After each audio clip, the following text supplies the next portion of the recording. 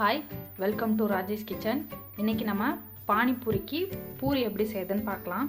அதுக்கு தேவையான பொருட்கள்: ஒரு சின்ன கப்பில் 1 கப் ரவை எடுத்திருக்கேன், 1 டேபிள் ஸ்பூன் மைதா. இப்போ எப்படி செய்யுதுன்னு பார்க்கலாம். ஒரு பவுலில் இந்த ரவையும் மைதாவையும் போட்டுக்கலாம்.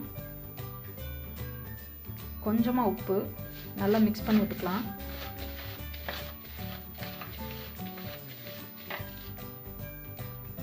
இப்போ கொஞ்சம் கொஞ்சமாக தண்ணி ஊற்றி இதை நல்லா சப்பாத்தி மாவு பதத்துக்கு பிணைஞ்சிக்கலாம்.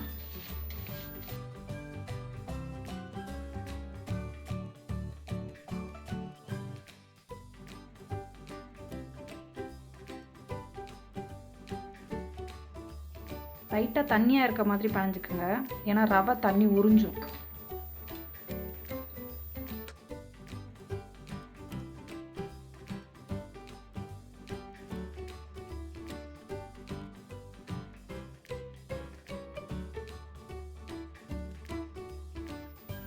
இந்த மாதிரி நல்லா பிணைஞ்சிட்டு கையில் 1 ஸ்பூன் அளவுக்கு எண்ணெய் ஊற்றி அதில் நல்லா பரட்டி வச்சுருங்க.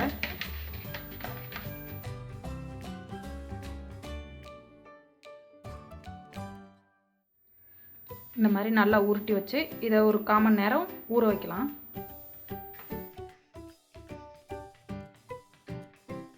மாவு ஊறி 1/4 மணி நேரம் ஆச்சு. இப்போ இதை நம்ம பூரி போட்டுடலாம். பூரி கட்டையில் வரமாவு கொஞ்சம் தெளிச்சுக்கோங்க.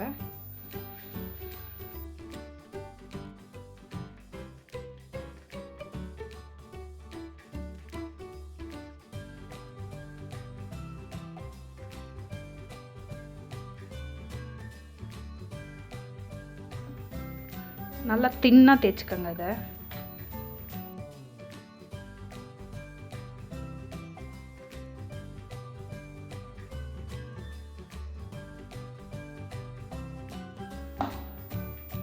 இந்த மாதிரி நல்லா தின்னாக தேய்ச்சிட்டு, மாதிரி சின்ன சைஸ் மூடி இருந்துச்சுன்னா எடுத்து சின்ன சின்னதாக ரவுண்டாக கட் பண்ணி எடுத்துக்கலாம்.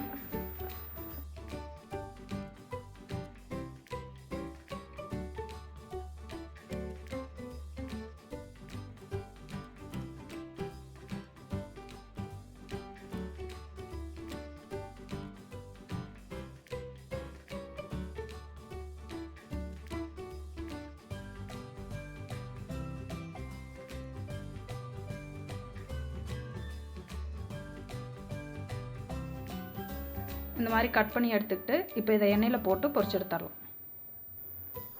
இப்போ பொரிக்கலாம். அடுப்பை பற்ற வச்சு ஒரு சட்டியில் தேவையான அளவு எண்ணெய் ஊற்றிக்கிங்க. பொரிக்கிறதுக்கு தேவையான அளவு எண்ணெய் காஞ்சதும் இதை போட்டு பொரிச்சு எடுத்துடலாம். ஒன்றா போட்டு பொரிக்கலாம்.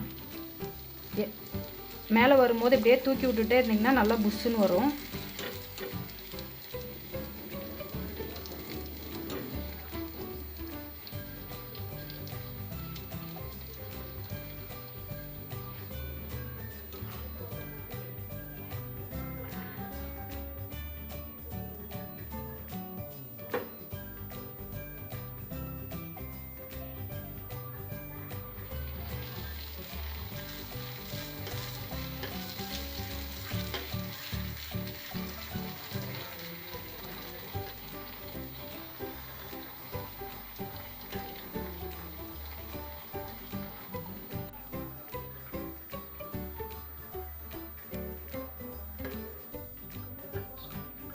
இந்த மாதிரி நல்லா புஷ்ஷுன்னு வரும்.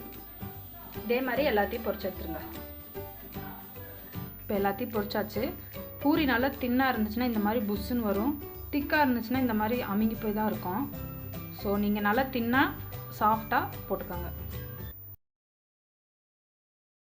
இந்த வீடியோ பிடிச்சிருந்தா லைக் பண்ணுங்கள், செஞ்சு பார்த்து எப்படி இருக்குன்னு கமெண்ட் பண்ணுங்கள், மறக்காமல் சப்ஸ்கிரைப் பண்ணுங்கள்.